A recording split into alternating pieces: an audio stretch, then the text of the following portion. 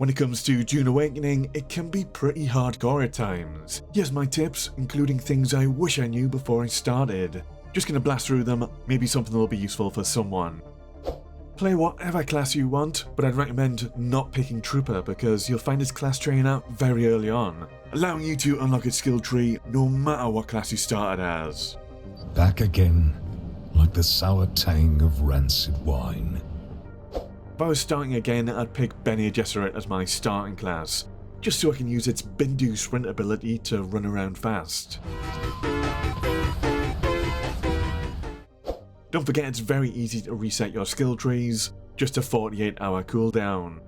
Resources like ore veins respawn in the same locations, but they're going to change their set locations at the start of every week.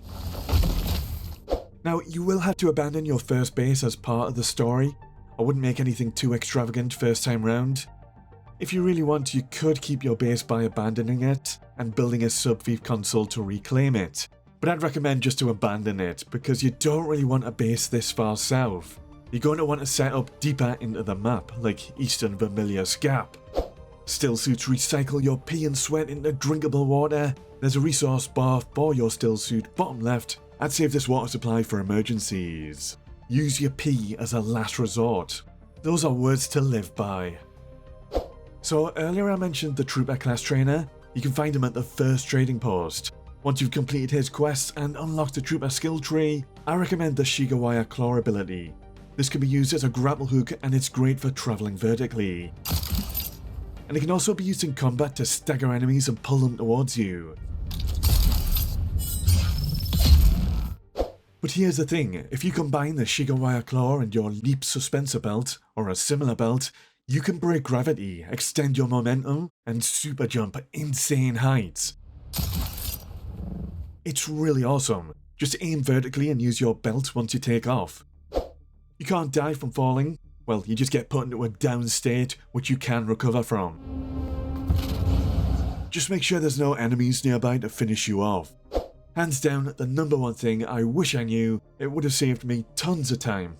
When your vehicle storage is full and you return to base, you'll want to put all that stuff from your vehicle into storage. Rather than doing it manually, go to your storage and there's a drop down list at the top left. You can move your vehicle's loot over into that storage. I wasted so much time by not knowing this and slowly transferring my storage piece by piece.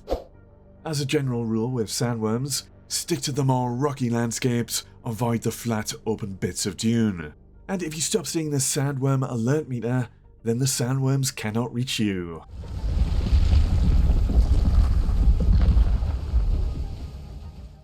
When it comes to moving north, you'll have to cross over a huge open area by bike. This is where I got caught out, eaten by a sandworm, and I lost my bike. It happens, but first time your bike is eaten by a worm, you're thrown a bone and offered a free replacement bike. Sounds great, but there's a secret for achievement hunters. If you decline this free bike, you'll get an achievement. If you pick the wrong option, you'd have to replay the game on a new character to get this achievement. Hey, if you're a huge fan of RPGs, consider subbing to Bytes or liking the video for more content like this. Cover lots of RPGs, you might like my Final Fantasy series, where I'm replaying them all and ranking them against each other as I go. Thank you. Now let's get to work. If you're ever running low on light or heavy ammo, you can quickly pick up some metal scraps and craft them into ammo on the fly. You don't need a fabricator. Try to tackle enemies one at a time. Shielded enemies are a pain in the arse when they're alongside other enemies. You could try and pull them around corners to separate them. So your main base will eventually need a lot of power to run all your stuff. Fuel powered generators are basic but solid. There will probably be piles of fuel cells near your base, easy to gather, and they'll respawn about every 10 minutes.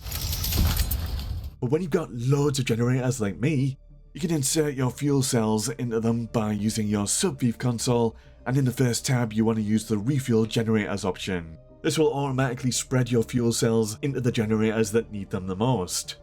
Later on, some devices use tons of power, but you can always turn these devices off while you're not using them. It saves you building more power generators and uses less fuel. Eventually you'll be able to make higher tier refineries and fabricators. They don't just let you create new things, they also let you create the things you've already been making, but more efficiently with less materials. So I'd swap to the more advanced fabricators once you've built them, I would just get rid of the weaker ones. The main story or journey wants you to find trial sites. I recommend doing these trials as soon as possible. Completing them often unlocks new crafting options and gameplay systems. Building your first buggy is a real game changer, especially when you've installed a storage trunk and mining laser. If you're playing solo, you can very easily use the wheel menu to swap to the laser seat and gather ores. And you'll gather a lot more ore from veins this way. Just don't forget to leave your vehicles in cover, especially when you need to enter test sites and dungeons. You don't want your new buggy to take damage to things like sandstorms. When your vehicle is properly in cover, it'll show at the bottom right of the user interface. Eventually, you'll have to delve into the rifts to progress and gather aerithite crystals. The rifts are a bit of a pain in the arse to navigate with multiple floors in the dark. H key to turn on your vehicle's headlights, but if you're ever completely lost and trying to get out of the rifts, as a general rule of thumb, head for the southeastern end. It's quite easy to find the exit out from there. And you can totally just drive off cliffs to reach the lower floors. There's little to no fall damage for vehicles. Resource nodes and enemies generally respawn after about 10 minutes, and chests generally reset every 45 minutes. Player versus player areas like shipwrecks work a bit differently, with different timers and have shared loot, which means only one player can loot the chests. They'll be empty for anyone else till they respawn. Once you've got enough resources and built your own scout ornithopter, Dune Awakening really opens up. Fly to any edge of the map to go to the deep desert or dune city hubs. I would always carry a bit of extra fuel and welding wire, just in case you run out of fuel or need repairs. Bring loads if you go to the deep desert. You never know when you'll run out, or like me, stop paying attention, fly too high, burn through all your fuel and crash land in the middle of nowhere. You'll quickly get used to the ornithopter's hover and gliding modes. As a general rule, while gliding, I like to angle myself a little bit below the ship's level markers in the interface for max speed. When you're flying back to Hagga Basin, these markers indicate what angle you'll enter from. So if you're returning to your base and your base is on the southeastern end of Hagga Basin, enter from the southeastern angle. It'll save you a lot of travel time. One of my favourite spots for mining are on top of these giant pillars in Jabal Ifrit. Lots of clusters of minerals in close proximity. You just need an ornithopter to reach them. Obviously, you need water to survive, but you'd be really surprised how much water you'll need for crafting things like ingots as well. You'll need thousands of litres of water by the end. A bit further into the end game, I like to build lots of water storage and sandfall traps. You can craft cheap filters at a survival fabricator, and these sandfall traps will fill your water tanks overnight. It's a pretty great feeling when you come back to full water tanks the next day. I also like to use death stills. You unlock these through the main story, and you can use these to exsanguinate corpses for water. If there's any low-level enemies near your base, it's really easy to kill them and throw their corpses in these death stills. They produce a lot of water from corpses, and you can work towards an achievement for doing this 100 times. Make sure you do the class trainer questlines to fully unlock all the skill trees. By the end of my playthrough, my 3 favourite skills were the Bene Gesserit's Bindu Sprint, Trooper's Shigawire Claw,